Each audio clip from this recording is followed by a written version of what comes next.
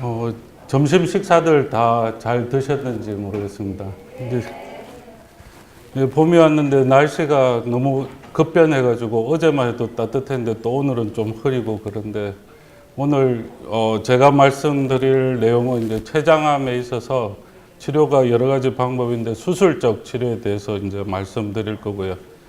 말씀드리기 전에 제가 하는 분야를 잠깐 소개해 드리면 앞에 있듯이 간담체외과라고 해서 제가 수술하는 외과 의사이고 하는 분야는 간에 병이 생기거나 담낭, 담도 거기에 병이 생기거나 아니면 췌장에 병이 생겼을 때 수술하는 의사입니다.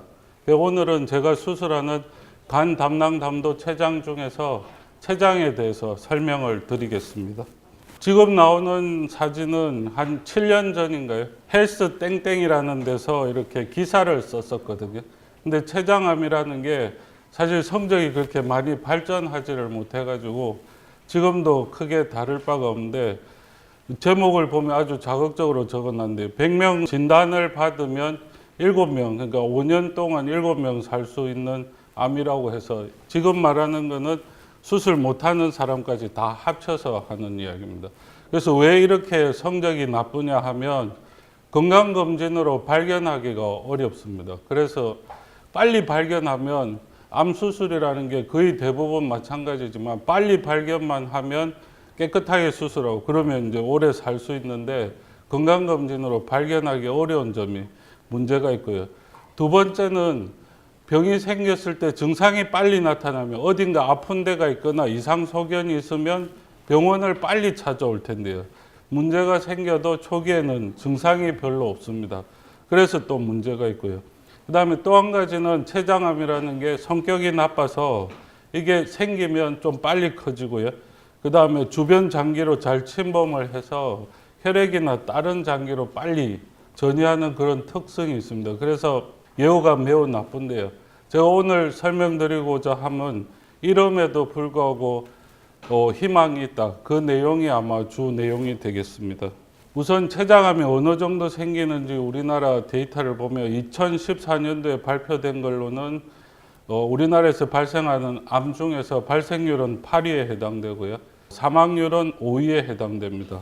그 옆에 표에서도 나오듯이 표에서는 이거는 2016년 데이터고요. 제일 최근 데이터인데 그 뒤에 데이터는 아직 업데이트가 안 돼 있습니다. 췌장이 8번째로 많이 생기고 보면 1년에 한 6,600명 정도 새로 진단을 받는 걸로 알 수 있습니다.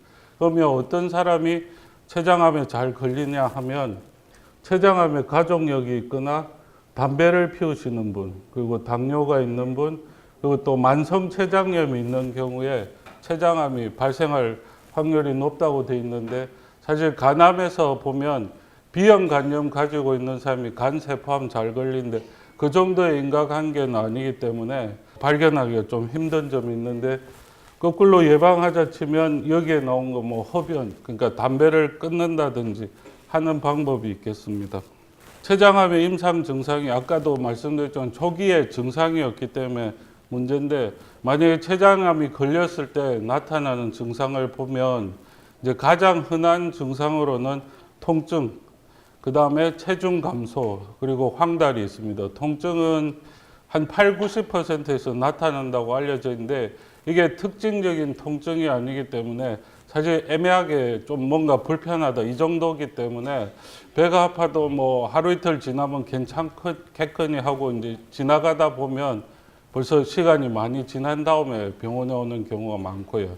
그 다음에 체중 감소도 뭐 진단을 받았다고 해서 갑자기 뭐 하루아침에 체중이 빠지는 게 아니고 여러 달에 걸쳐서 이렇게 체중이 빠지기 때문에 사실은 지난 다음에 내 체중이 왜 이리 줄었지 이렇게 되는 거지. 그래서 또 빨리 발견하기가 힘듭니다.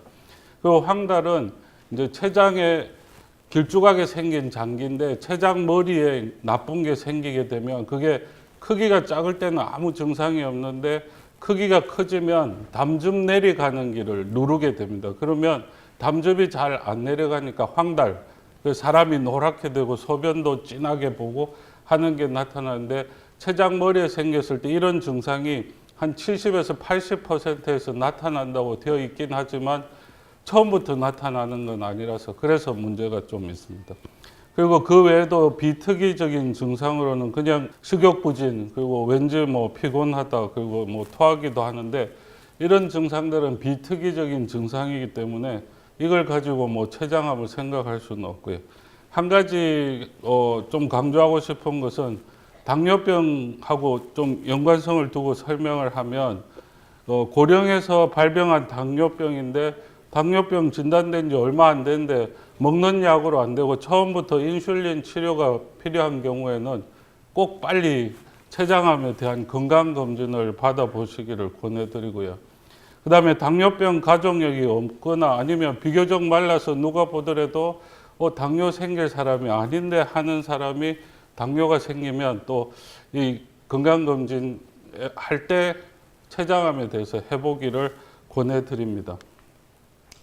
그러면 진단을 어떻게 하느냐 하면 아까도 말씀드렸죠. 일찍 발견만 하면 좋은 성적을 얻을 수 있는데 빨리 발견할 수가 없는 게 문제라고 말씀드렸는데 아직까지는 조기 진단에 적합한 검사는 없습니다. 조기 진단에 적합한 검사가 있다면 국민건강보험에서 요즘 뭐 암에 대해서 전 국민을 다 하고 있는데 췌장암도 그게 넣으면 되는데 그런 게 없기 때문에 할 게 없습니다. 그러면 조기 진단은 못하지만 만약에 병에 걸렸을 때 진단은 어떻게 하느냐? 복부 CT를 찍으면 됩니다. 근데 복부 CT도 췌장을 잘 보기 위해서 췌장 프로토콜, 그러니까 췌장이 잘 보이도록 조영제 주는 시간을 변경시켜가지고 찍는 CT를 복부 CT 중에서도 췌장 프로토콜의 CT라고 하는데 이 CT를 찍었을 때 이제 제대로 진단을 할 수가 있고요. 도움이 되는 것은 혈액 검사 중에 종양 표지자라고 해서 CA19-9라는 그 항목이 있습니다. 이거를 검사를 하면 이제 도움을 받을 수 있습니다. 그러면 췌장암 치료에 있어서 어떤 방법이 있느냐? 여기 나오듯이 수술이 있고요. 그다음 방사선 치료가 있고 화학요법이 있고 타겟 치료가 있고 임상시험, 새로 나온 약들을 이용해서 치료하는 방법들이 있는데 췌장암이라고 하는 것은 지금 요 그림에서 보듯이 담점 내리가는 길하고 췌장액 내리가는 만나가지고 12장 가는데 요쪽 부분을 머리라고 하는데 췌장 머리 쪽에 약 75%가 생기고요. 몸통하고 꼬리에 이제 25%가 생깁니다.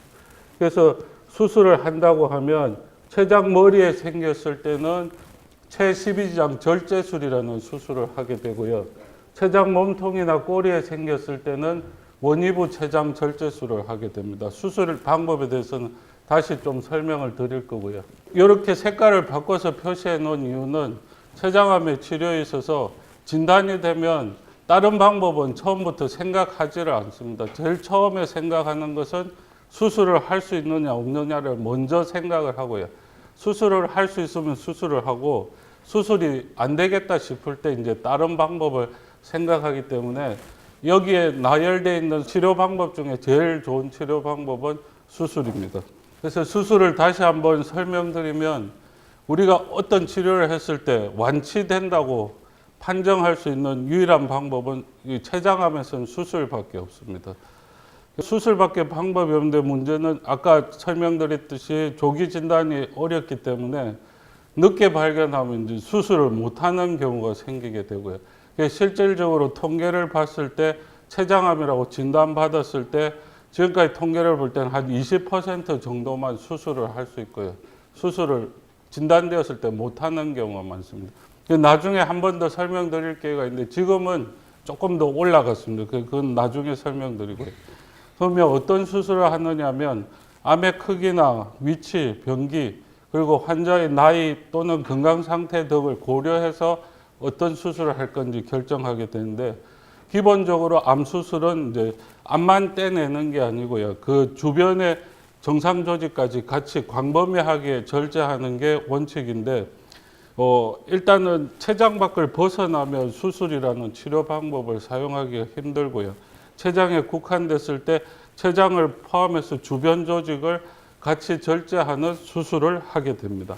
전통적인 수술 방법 중에 대표적인 게 휘플시 수술이라는 게 있습니다.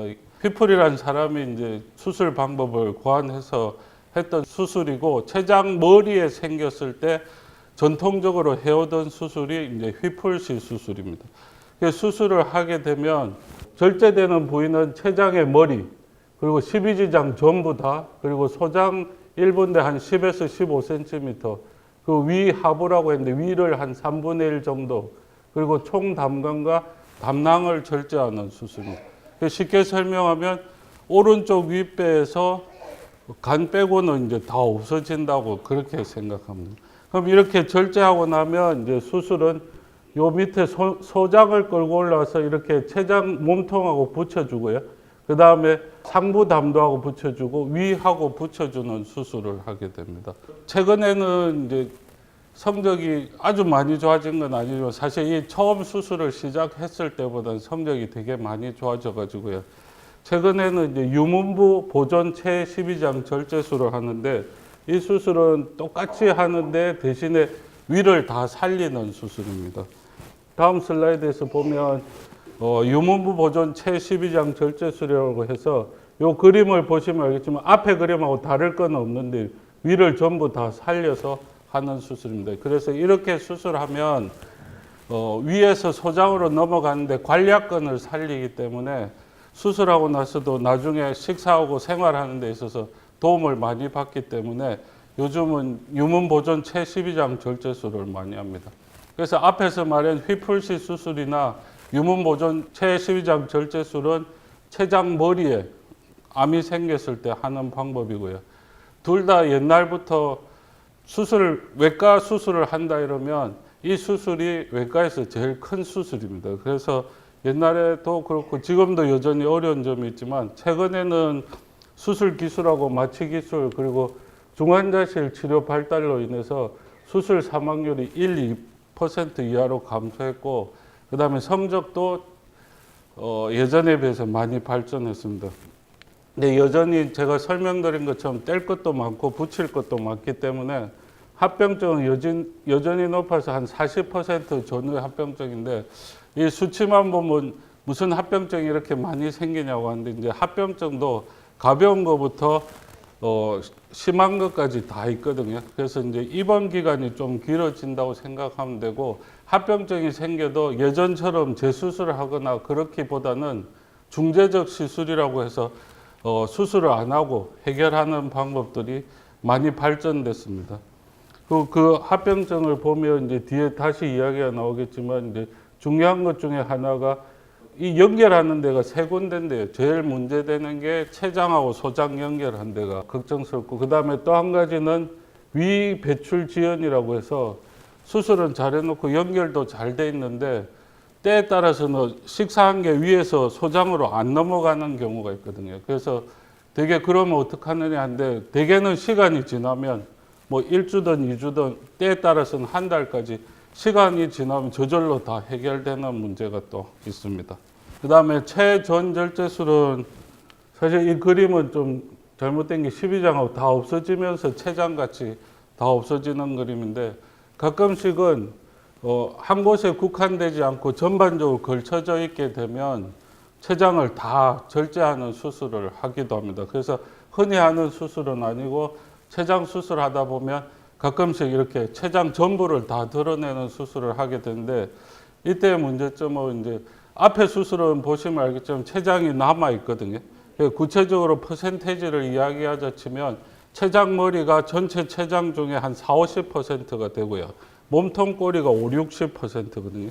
앞에 두 수술은 수술하고 나서도 췌장이 50~60%가 남기 때문에 건강한 췌장이라고 하면 한 20% 정도만 있어도 당도 조절이 되고요. 소화 효소도 충분히 나오기 때문에 살아가는데 크게 지장은 없는데 지금처럼 췌장을 다 떼게 되면 이제 소화 효소 하나도 안 나오고요. 그 다음에 혈당 조절할 호르몬도 하나도 안 나오고 또 문제는 또 뭐냐면 췌장에서 인슐린만 나오는 게 아니고 인슐린하고 반대되는 작용을 하는 글루카곤이라는 호르몬도 나오는데 그 글루카곤이라는 호르몬은 혈당이 떨어졌을 때 혈당을 올려주는 역할을 하는데요. 이렇게 체전절제술을 하게 되면 그마저도 없어지기 때문에 혈당이 너무 떨어지면 사람이 살 수가 없거든요. 그런 문제점이 있기 때문에 가능하면 제일 마지막에 하는 수술 방법 중에 하나입니다.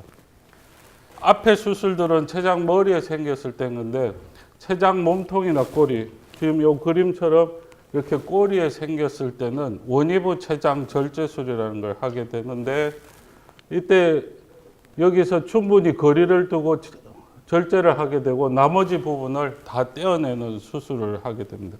이때 이 그림에는 없지만 끝에 비장이라는 게 달려 있는데 이 췌장 뒤쪽으로 비장 혈관들이 지나가기 때문에 암 수술할 때는 정상 조직도 같이 광범위 절제를 해야 되기 때문에 원위부 췌장 절제술을 할 때는 비장하고 췌장 몸통 꼬리를 절제하는 수술을 하게 됩니다. 비장은 가끔씩 없으면 어떻게 사냐고 물어보시는 분인데 면역하고 관련이 되는데요. 그래서 남들보다 예방 접종을 좀 더 하게 됩니다. 그리고 지금 우리나라도 위생 상태가 많이 좋아졌기 때문에 비장 절제를 하더라도 관리만 잘하게 되면 크게 문제가 없는 걸로 알려져 있고요. 그래서 앞에 췌장 머리에 생긴 수술을 하는 거는 외과에서 하는 수술 중에 제일 큰 수술인데 이 수술은 휘플씨 수술에 비해서 수술 시간도 적게 걸리고 난이도도 좀 낮은 편입니다. 그래서 굳이 표현하자 치면 외과에서 하는 수술 중에 중간 정도 되는 수술이라고 아시면 됩니다. 이렇게 수술을 하고 나서 이제 지금 수술 직후에 생기는 합병증 잠시 이야기하고 또 암 수술을 했으니까 오래 살아야 되니까 그 두 가지 이야기를 잠시 드리겠는데요. 일반적으로 알려진 방법은 지금 여기 나오는 건 이제 원위부 췌장 절제술이 아니고 휘플씨 수술이나 유문보존 체시위장 절제술에 대한 거가 될 텐데요. 수술에 따른 사망률은 2에서 4%인데 아까도 앞에 잠시 말씀드렸지만 1, 2%로 낮아졌고요. 그다음 우리나라 같은 경우에 이 교과서적인 이야기, 우리나라 같은 경우에 웬만큼 규모가 되는 병원에서는 1% 이하로 사망률을 보고하고 있습니다. 그리고 초기 합병증이라고 하는 것은 아까 잠시 언급한 적이 있는데 연결한 것 중에서 췌장하고 공장, 그러니까 소장하고 연결한 부위가 셀 수가 있는데 역사적으로 이 방법을 해결하기 위해서 의사들이 그렇게 노력을 많이 했는데 아직도 아킬레스건처럼 완전히 해결되지는 않습니다. 일반적으로 한 15%에서 20%에서 이제 췌장액이 새는데 이게 혈액하고 틀려서 혈액은 바늘 구멍이 있어도 그게 혈전이 딱 바늘 구멍을 막아주고 피가 멈추게 되거든요. 근데 췌장액은 소화 효소가 들어있는 액체라서 구멍이 아주 미세하게 있어도 이렇게 셉니다. 그래서 그걸 다 따지면 이제 15에서 20%가 되는데 췌장액이 새더라도 그렇게 양이 많지 않으면 대개는 저절로 시간이 지나면 저절로 멈추는데 가끔씩은 이제 이거에 따른 치명적인 합병증이 나타나는데 그게 이제 두 번째 적은 출혈입니다. 여기서 말하는 출혈은 수술하면서 뭔가 놓친 게 있어가 출혈한다기보다도 체공장 문합부가 누출이 되면 좀 전에도 말씀드렸지만 소화효소 같은 액이 복강내로 나오기 때문에 체공장 문합부 주변에 소화효소가 활성화된 액이 나와서 주변을 표현하기는 좀 그렇지만 조금 녹이게 되거든요. 그러면 췌장암을 수술하기 위해서는 주변에 그 광범위하게 절제하면서 혈관을 싸고 있는 주변 조직도 다 해가지고 중요한 혈관만 남겨놓게 되거든요. 그래서 그렇게 되면 이제 흔한 일은 아니지만 한 번씩 수술하고 나서 1주에서 3주 지난 사이에 그 혈관이 약해져 가지고 이제 출혈하는 경우가 있습니다. 이때는 이제 재수술하기보다도 중재적 시술을 해서 혈관 조영술을 해서 피난들을 막는 치료를 하게 되고요. 그다음에 농양 같은 경우에는 이제 아까 말씀드린 것 중에 대개는 증상이 나타나서 올 때쯤 되면 이제 황달이 아까 7, 80%에서 나타난다고 하는데 그렇게 되면 수술하기 전에 담도염 같은 것도 생기고 하기 때문에 수술하고 나서 다른 수술보다 이게 고름 잡히는 일이 조금 더 많은 편이긴 하지만 요즘은 이제 항생제도 좋아지고 해서 크게 걱정할 일은 아니고 여기 나오는 것처럼 경피적 배액술이라고 해서 고름이 잡히면 초음파를 보고 그걸 빼내면 이제 빨리 해결되는 경우가 많습니다. 그 위배출 시간 지연은 아까 잠시 말씀드렸듯이 아무 이상도 없는데 밥이 먹은 게 잘 안 내려가서 생기는 건데 15%에서 보고에 따라서는 40%까지 보고되는데 사실 요즘 들어서 많은 의사들이 예전보다 이런 일들이 많이 줄었는데 옛날에도 사실은 원인을 못 찾았고 지금도 원인을 못 찾았는데 사실 예전에 비해서 그렇게 많이 생기지는 않습니다. 그 후기 합병증이라는 거는 이제 이런 수술을 받았을 때 많은 분들이 물어보신 게 그렇게 떼내고 사람이 정상적으로 살 수 있냐고 이제 물어보시는데 초기를 지나게 되면 거의 대부분 사람들이 잘 적응해가 잘 사시고요. 뒤에 나타날 수 있는 거로는 당뇨하고 소화장애인데 우리나라 분들은 그 지방을 그래도 많이 안 먹는 편인지 나중에 지나서도 소화장애를 호소하는 분은 그렇게 많지가 않고요. 이제 당뇨 생기는 분들이 있긴 합니다. 근데 아까 말씀드린 것처럼 췌장이 정상이라고 하면 이 수술했다고 당뇨가 생기는 건 아니고요. 쉽게 설명하자 치면 당뇨 생기실 분이 이 수술을 받으면 좀 더 일찍 당뇨를 진단받는다 이렇게 이해를 해주시면 될 것 같습니다. 이 사진은 이제 영어로 되어 있긴 한데 제가 간단하게 설명드리면 일본에서 체12장 절제술 받은 17,000명을 다 모아가지고 이제 조사해 놓은 거거든요. 그래서 잠시 보여드리면 이제 수술 사망률이 수술하고 30일 이내 사망하는데 1.3%고 그 다음에 합병증 생긴 사람 모두 다 모아봤더니 41%고 그 다음에 이제 걱정되는 게 췌장 췌공장 문합 부위 누출인데 22% 이렇게 되는 건데 제일 대표적인 거라서 수술하고 나서 이런 일들이 생길 수 있다는 걸 객관적으로 보여주려고 잠시 이 슬라이드를 보여드렸습니다. 그 다음에 이제 수술하고 나서 생기는 합병증 말고 그럼 췌장암을 수술했으니까 재발 안 하고 잘 살아야 되는데 거기에 대한 이야기를 잠시 하겠습니다. 수술 이후에도 계속적인 관찰은 매우 중요한데 다른 암하고 틀려서 이제 재발도 잘 하고 전이도 잘 해서 그런 건데 그래서 빨리 발견해서 뭔가 할 수 있을까 싶어가지고 이제 검사를 하게 됩니다. 수술 후 재발은 제일 흔한 시기는 수술하고 나서 1, 2년 사이에 재발하는 경우가 많고요. 재발했을 때 보면 간에 가거나 아니면 뱃속에 이렇게 재발하는데 재발 시 치료는 이제 재발했을 때 이제 얼만큼 빨리 발견했느냐 그리고 그 당시 환자분의 상태 그리고 어디에 재발했느냐에 따라서 이제 결정하게 되고요. 많은 경우는 이제 그 항암 치료를 하게 됩니다. 그래서 이제 실제로 이렇게 수술하고 나서 이제 예후가 어떻게 되는지 우리나라 암 등록 통계를 발표하면서 이제 미국하고 일본 그 다음에 캐나다 통계가 있는 표가 있어서 제가 갖다 붙였는데요. 여전히 전 세계적으로 5년 생존율은 7.8%고 일본이나 미국도 5에서 7%밖에 안 돼요. 지금 이 이야기는 수술 안 한 사람까지 같이 이야기하는 거고요. 그 다음에 이제 우리나라 국내 대형 병원에서 한 5년 전인가요? 이제 수술한 사람을 대상으로 데이터를 모은 적이 있는데 5년 생존율이 14%고 중앙 생존 기간, 그러니까 100명 수술하면 50번째 사람이 문제가 생기는 개월 수가 14개월. 되게 비참한 성적을 받았는데 최근에는 학회에서는 발표됐지만 아직 책에는 안 올랐는데 최근에는 이제 5년 생존율을 20%까지 생각하고요. 그 다음에 중환 생존 기간은 18개월에서 2년까지 이렇게 늘은 걸로 생각하고 있습니다. 근데 이렇게 예후가 나쁜 이유는 근치적 수술을 하고 나서 재발률이 높기 때문에 그래서 그런 건데 이제 최근에 조금 희망적인 일들이 생기고 있어서 그 이야기를 또 잠시 하겠습니다. 췌장암 병기 우리가 이제 암이 걸렸을 때 1기, 2기, 3기, 4기 이렇게 하는데 작년에 전 세계적으로 이제 각종 암에 대해서 병기가 바뀌었는데 이제 췌장암에 대해서 이야기를 하면 이해를 돕기 위해서 이제 일찍 발견해야 성적이 좋다고 제가 말씀드렸는데 우리가 1기, 2기, 3기, 4기 할 때 T 병기가 있고 N 병기가 있고 M 병기가 있습니다. M 병기는 원격전이 멀리까지 이제 그 암이 퍼진 경우를 말하고 이런 경우는 사실 뭐 쉽게 말하면 백약이 무효인 상태고요.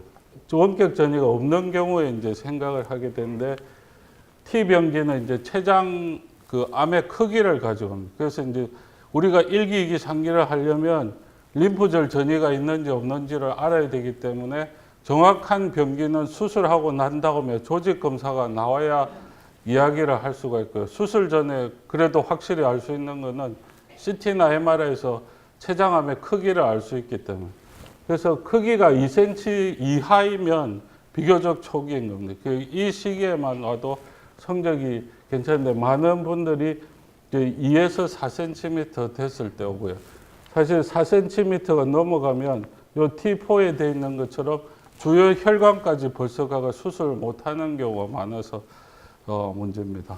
보여드린 거는 이제 이 병기를 새로 바꾸고 난 다음에 좀 희망적인 게 있어서 잠시만 보여드리면 1기 A, 1기 B인데 이런 경우에는 이제 아까 T 스테이지가 T1이고 N조를 때 1기 A라고 하는데 이걸 제가 보여드리려고 한 게 아니고 림프절 전이가 있냐 없냐만 가지고 따졌을 때 수술할 당시에 림프절 전이가 없으면 5년 생존율이 35%까지 올라가거든요. 그리고 림프절 전이가 없으면서 크기가 2cm보다 작을 때는 5년 생존율이 50%까지 올라가요. 문제는 사실 여기에 해당되는 사람이 우리가 췌장암 수술을 했을 때 10%가 안 되는 게 문제고요. 그래서 우리가 성적을 좋게 하기 위해서 어떻게 하면 빨리 진단할 수 있을까, 거기에 대한 노력을 많이 하고 있습니다. 예전보다는 건강검진도 많이 하고 하기 때문에 앞으로는 좀 더 초기에 오는 사람들이 많아질 거라고 생각은 하는데요. 그러면 이제 지금 말한 것처럼 이제 성적이 훨씬 더 향상될 거라고 생각합니다. 별로 안 좋은 이야기만 했는데 이제 지금부터는 우리 병원에서 실제로 이제 수술 받았던 사람 케이스, 잘 됐던 케이스 하고요. 그 다음 제 개인적인 치료 수술했던 거 경험을 좀 말씀드리겠습니다. 췌장 머리에 생겼던 정례 중에 제법 한참 된 이야기인데 62세 남자가 왔고요. 병원에 온 이유는 별게 없습니다. 배가 살살 아프고 소화도 좀 안 되는 것 같고 1개월 정도 이렇게 답답한 느낌이 있어가지고 외래를 왔고요. 그 과거력은 고혈압도 없고 당뇨도 없고 평상시에 소주를 좀 많이 드시는 분이었는데 검사를 했더니 익숙지는 않겠지만 여기 간이고요. 비장이고 췌장이 이제 비장까지 이렇게 길쭉하게 있는데 여기 보면 통로 같은 게 이렇게 늘어나 있습니다. 여기 병이 있는 게 아니고 췌장 머리에 뭔가 생겨가 췌장액이 안 내려가니까 이제 늘어난 건데요.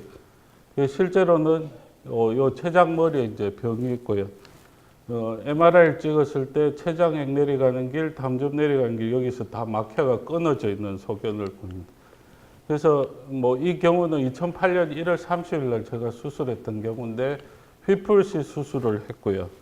이거는 수술 전 사진이고 수술하고 난 다음에 이렇게 붙였다는 건데 수술하고 나서 조직 검사를 보면 벌써 2.2cm가 됐고 다행인 거는 림프절 전이가 없었습니다. 그래서 이제 사실 예전 스테이지로 하면 2기에 해당되는데 작년에 바뀐 걸로 하면 1기 B에 해당되는 사람이고 여기 보면 만성 췌장염이 기본적으로 깔려 있습니다. 아까 처음에 설명할 때 췌장암의 위험 인자 중에 하나가 이제 만성 췌장염인데 만성 췌장염 자체는 또 술 많이 먹으면 생길 수 있는 거거든요.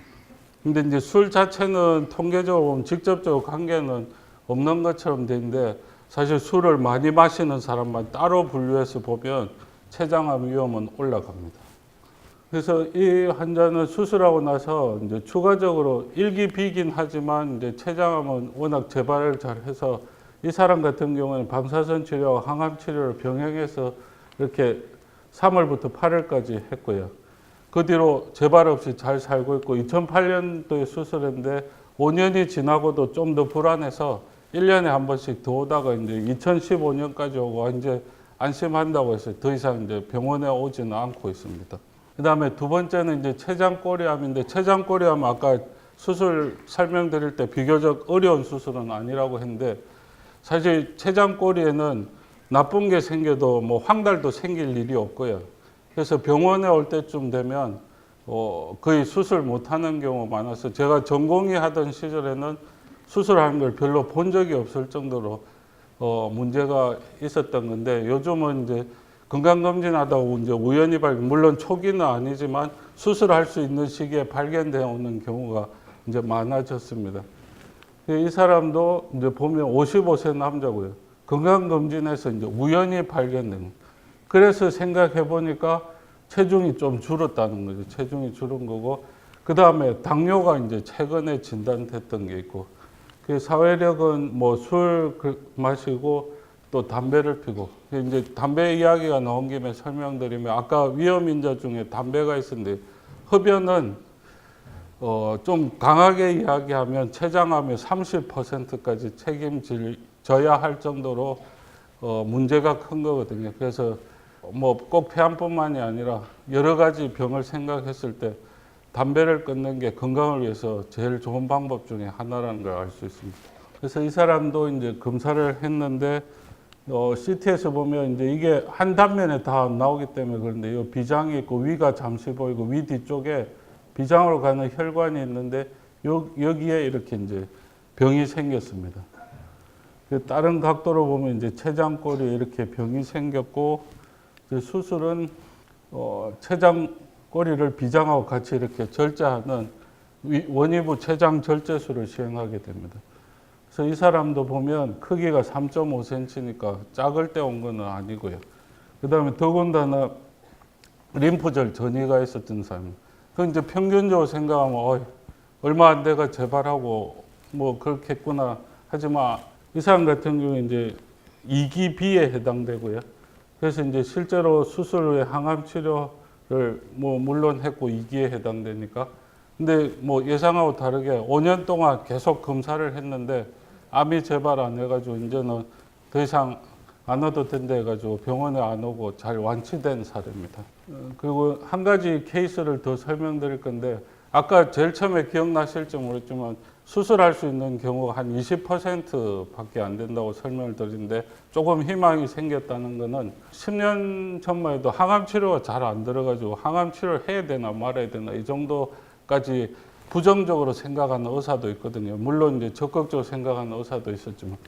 근데 이제 췌장암에서 항암요법 중에 이제 수술하기 전에 하는 게 선행 항암요법이고요. 수술하고 난 다음에 재발률을 낮추기 위해서 하는 게 보조 항암요법인데 이런 걸 하다 보니까 췌장암 절제해서 보조를 하든지 아니면 도저히 수술할 수 없다고 했을 때 항암 치료를 했는데 최근에 성적이 좀 좋아졌거든요.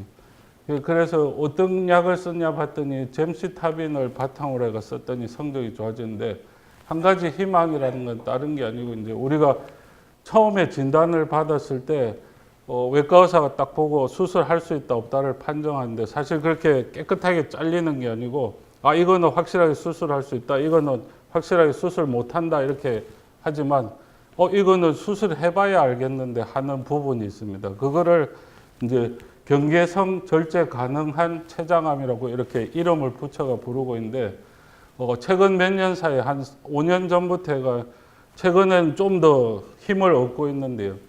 예전 같으면 할 수 있을까 없을까 했을 때 그래도 수술 안 하면 방법이 없으니까 일단 해보자 이렇게 되는 건데 지금은 이제 다른 데서 항암 치료한 데서도 성적이 좀 올라가니까 그러면 이게 할 수 있을까 없을까 애매할 때 항암 치료를 먼저 하고 좀 좋아진 다음에 하는 게 어떨까 해가지고 좋은 성적이 이제 막 발표되고 있는 상황이거든요. 우리 병원도 벌써 얼마 전부터 이제 이런 걸 하기 시작했고요. 그 중에 한 사례를 설명드리면 46세 남자였는데 약 먹다가 이제 혈액 검사인데 간 기능 검사가 나쁘게 나와가지고 약 때문에 뭔가 간에 문제가 생겼나 하고 왔는데 그리고 고혈압이나 당뇨는 없었고 근데 이제 검사를 했더니 벌써 많이 진행돼 가지고 수술하기가 힘든 상황이었거든요. 그래서 이제 내과 선생님하고 의논을 해서 일단 먼저 항암 치료를 했습니다. 어차피 처음부터 바로 수술하면 좋은 성적을 못 얻을 것 같아서. 근데 이제 이렇게 할 때 위험성은 뭐냐면 항암 치료를 먼저 했는데 전혀 반응이 없는 사람은 수술할 수 있는 기회를 좀 놓칠 수도 있거든요. 근데 이제 지금 같은 경우에는 사실 수술할 수 있을까 없을까 보다도 이 정도면 거의 수술을 못할 것 같은데 했던 환자였거든요. 그래서 이제 검사한 거를 보여드리면 이게 익숙치는 않겠죠. 이게 처음에 찍었던 사진입니다. 그래서 뭐 이 크기라는 거는 뭐 그렇게 큰 편은 아닌데 이 간으로 들어가는 이 혈관입니다. 하얗게 보이는 게. 수술할 때 이 혈관은 살려야 되거든요. 살려야 되는데 4cm가 넘게 암이 이렇게 다 싸고 있어가지고 수술하기 곤란하겠다 생각했고 항암 치료를 먼저 했는데 항암 치료를 하면서 크기가 조금 줄어들고요. 그 다음에 혈관에 붙은 정도가 좀 완화되는 양상을 보여가지고 어차피 항암 치료 4번 하고 난 다음에 이제 더 하다가는 수술할 수 있는 기회를 놓치겠다 싶어가지고 항암 치료를 4번 하고 수술을 했던 환자고요. 그 수술은 작년에 했었는데 휘플씨 수술을 했고요. 그렇게 했더니 조직 검사에서 크기가 줄어들어가지고 1.8cm가 제일 큰 직경이고요. 그 다음에 림프절 전이가 하나도 없었고 그래서 1기 A에 해당되는 결과가 나왔습니다. 그래서 이제 1기 A니까 성적이 아주 좋겠네. 사실은 그거는 아니고 이게 처음에 진단받았을 때가 중요하기 때문에 항암 치료가 줄어들어도 완전히 마음 놓을 건 아닙니다. 그래서 이제 수술하기 전에 4번 항암 치료했다고 했는데 수술 끝나고 나서 2번을 더 채워가지고 6번을 다 했고요. 지금까지 잘 지내고 있고 생각에는 앞으로도 계속 잘 지낼 것 같아서 소개해 드립니다. 그리고 이제 개인적으로 이제 그 병원에 오시면 경험이 얼마나 많은지 그 걱정을 하시는 분이 많아가지고 그래서 사실 저도 이제 건대병원에 와가지고 수술한 지가 벌써 이제 14년 됐거든요. 그래서 이제 그동안 제가 간도 수술하고 뭐 담낭 담도도 수술하고 췌장도 수술하는데 췌12장 절제술 그러니까 몸통 꼬리 말고 췌장 머리에 생긴 수술만 최근에 뭐 논문 쓸 일이 있어가지고 정리를 한 적이 있어서 잠시 소개를 해드리면 이제 팽대부 주위암이라고 하는 거는 여기 그림에서 보면 담즙 내려가는 길, 췌장액 내려가는 길이 이제 12장 들어가기 전에 만났는데 여기를 팽대부라고 합니다. 팽대부 주위암이라고 하는 거는 팽대부 주위에 있는 암을 말하는데 제일 발생을 많이 하는 건 췌장 머리에 생기는 암이고요. 두 번째는 요 그림에 담즙 내려가는 길에 생기는 원위부 담도암. 그리고 팽대부에 생기는 팽대부암이고, 그 다음에 12지장 암이 이제 팽대부 주위암 4가지를 말하는데 이걸 보여드린 이유는 딴 게 아니고요. 이 4가지 다 치료 방법은 췌12장 절제술을 하는 거거든요. 그래서 이제 제가 췌12장 절제술을 했던 경험을 좀 정리해 봤었는데, 제가 2005년부터 이제 2005년에는 8월 1일부터 우리 병원이 개원했었거든요. 그래서 사실 5개월 동안 딱 한 건밖에 없었고, 그때는 병원 초창기여서 진단을 받아도 딴 병원으로 가는 사람이 많았는데, 그 뒤에 이렇게 발전을 해서 작년에는 이건 제 혼자 한 겁니다. 병원 전체가 27건을 이제 수술을 했고요. 이 중에 이제 아래쪽에 색깔 있는 게 암 때문에 수술한 거, 그 위에는 이제 경계선 종양이라고 해서 방금 말한 팽대부 주위암은 아닌데 체관 내 유두상 점액 정도 있고 신경 내분비 정도 있고 이런 게 있습니다. 그래서 이제 이 수술한 것 중에 암을 대상으로 수술했던 거를 이제 통계를 냈는데 그것만 암만 따졌더니 160분이었고 뭐 35살부터 84세까지 제가 수술했고 제일 많았던 게 췌장암이었고 그래서 뭐 이거는 자랑할 건 아닌데 어쨌든 30일 내에 사망했던 사람은 하나도 없었고요. 그 다음에 이제 전체 부작용 생긴 사람은 뭐 일본에서 발표한 거나 우리나라 다른 데서 발표한 것이 한 40% 되고 그 제일 걱정하는 것 중에 하나가 췌장하고 공장 문합 부위 세는 건데 이제 그거를 이렇게 3단계로 나누는데 아주 나쁜 경우는 한 건도 없었다는 겁니다. 그래서 비교적 좋은 성적을 얻었고요.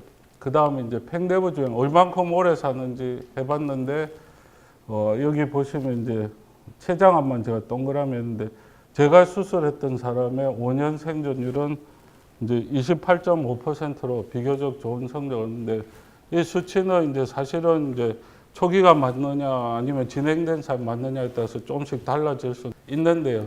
평균적으로 말한 5년 생존율 20%보다는 좀 더 높게 나왔고 이제 이거를 뭐 자랑은 아니고 제가 행운이라고 생각하고 있는데 다른 뜻이 아니고 이제 믿고 맡기셔도 되니까 오시면 최선을 다해서 수술해드리기 위해서 보여드린 겁니다.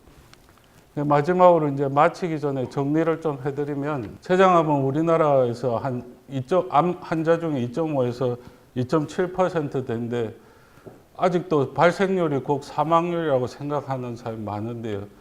이게 문제가 되는 건 옛날에는 진단의 정확도가 낮아서 아예 처음부터 이제 수술은 했지만 완전한 절제를 못하는 경우가 많고 아니면 수술하러 들어갔는데 원격 전이가 있어가지고 그냥 닫은 경우는 그래서 이제 이런 사람들이 수술하고 나서 얼마 못 살고 사망하는 경우가 많았기 때문에 많은 사람들이 이런 생각을 요즘도 가끔씩 보호자분이나 환자분한테 드는데 췌장암은 수술이 아무 도움이 안 되고 오히려 병을 더 빨리 온몸으로 퍼져나가게 한다 이렇게 생각한 사람인데 이건 잘못된 생각이고요. 가끔씩은 이제 충분히 수술할 수 있다고 생각하는 사람 중에 5명 중에 1명은 또 수술 포기하는 환자가 있습니다. 그래서 집에 가시기 전에 꼭 설명드리고 싶은 거는 이제 앞에 내용을 다 잊어버리셔도 췌장암이 걸렸다고 하더라도 완치가 되려면 수술로서 완전히 암을 제거한 경우에만 될 수 있기 때문에 적극적으로 치료받으실 분은 수술이 아무리 큰 수술이라도 적극적으로 치료받아 주시기를 바라고요. 그리고 아직은 수술만큼 더 좋은 방법이 없고 그 다음에 조금 전에 말씀드린 것처럼 2cm 이하이면서 림프절 전이가 없는 경우에는 예전에 비해서 성적이 많이 좋아졌기 때문에 마취하고 수술 술기가 발달해서 수술 사망률이 매우 감소했고요. 그 다음에 가끔씩은 췌장암이라고 생각했는데 고형과 유두상 종양이나 내분비 종양일 수가 있거든요. 이런 경우는 수술 받고 오래 사시거든요. 그래서 포기를 하시면 안 됩니다. 그래서 수술을 받을 수 있는 상태에서 발견된 자체가 사실은 병이 안 걸리는 게 제일 좋겠지만 수술할 수 있다고 하면 불행 중 다행이라 생각하고 적극적으로 치료에 임해 주시기를 부탁드립니다. 경청해 주셔서 감사합니다.